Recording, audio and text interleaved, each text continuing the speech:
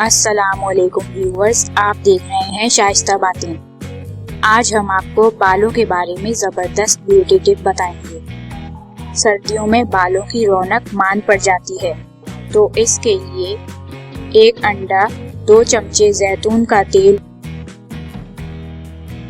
और 1 चमचा नींबू का रस लेकर तीनों चीज़ें मिक्स कर लें। अब उंगलियों की पोरों से इस मिक्सचर से सर में मालिश करें। 1 घंटे तक ये आमेज़ा लगा रहने दें। फिर शैम्पू से बाल धो लें। हर दूसरे तीसरे रोज ये अमल दोहराएं। इस तरह खुरदुरे और बेरौनक बाल नरम व मुलायम और चमकदार हो जाएंगे। बालों को कभी ज्यादा गर्म पानी से नहीं धोना चाहिए। इस तरह बालों की जड़ें कमजोर हो जाती हैं। व्यूअर्स, वीडियो पसंद आई तो लाइक करें, शेयर करें और बेल आइकन पे क्लिक करें।